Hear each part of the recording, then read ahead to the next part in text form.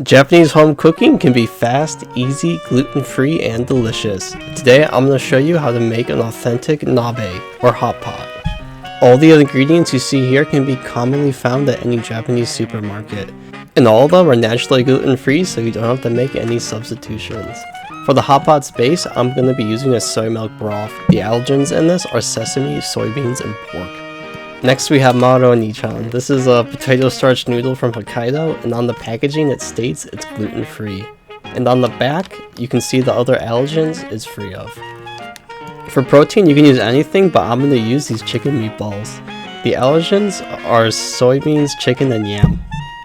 The other thing I like to put in is Aburage. This is a deep fried tofu. So the allergens, just tofu and oil.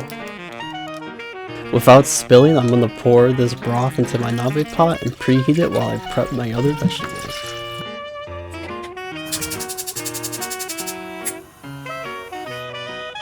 First we have green onions. We're going to cut it into fairly big chunks. And you must cut at an angle, otherwise it won't taste good. The green part too is delicious, and for nabe, you have to cut it lengthwise.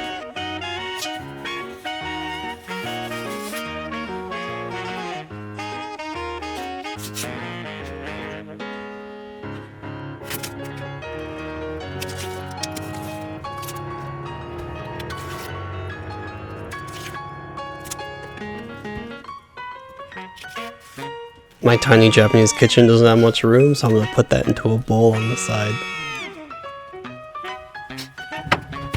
Next we have Chinese cabbage. You can add whatever you want, but this time I'm only adding these two vegetables. And this quarter of a cabbage is pretty big, so I'm going to cut it in half.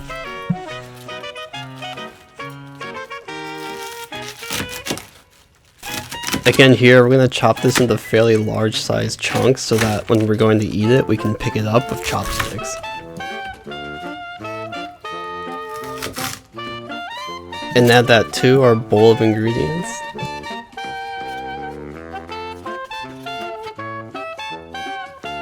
I always love to add Aburage into hot pot. I think it adds an interesting texture. To get the excess oil off, I ran it under hot water, then patted it dry with paper towels. I think these taste good raw too. With all my ingredients prepped, let's start cooking. When your nabe is boiling, you're good to add the ingredients. Because the chicken meatballs and the noodles take the longest, I'll be adding them first. Spread the meatballs out so they don't stick to each other. You don't need to worry about the starch noodles sticking, so you can just put them in all together. You could also add the rest of the ingredients at this time, but I'm going to let those cook first so that I'm not overcooking the vegetables later. After a minute or two, I'll add the green onion and the cabbage stems, because those will also take a bit longer to cook than the other ingredients.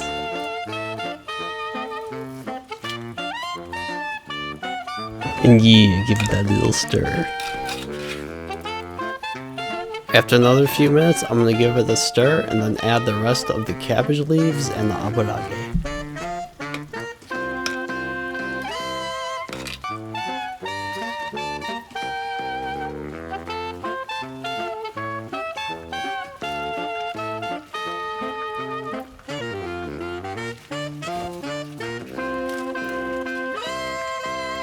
It looks like a lot, but it's all going to wilt down.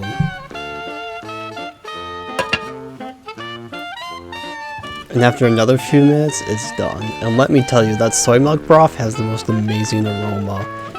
So you can see this is pretty fast and easy to make. It only takes 5 to 8 minutes to really cook. And to speed up the whole process, you could buy pre-chopped vegetables. And to serve, I'm going to transfer things to a smaller bowl.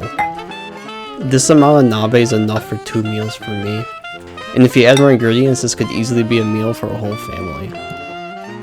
And the broth tastes delicious. It has a very rich umami flavor, and it's a bit sweet while also being spicy. It coats the meats, the vegetables, the noodles all perfectly and makes everything taste so delicious.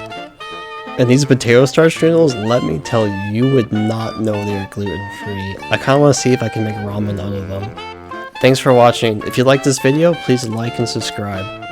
On this channel, I'm planning to do more gluten-free Japanese cooking tutorials, as well as exploring gluten-free restaurants in Japan.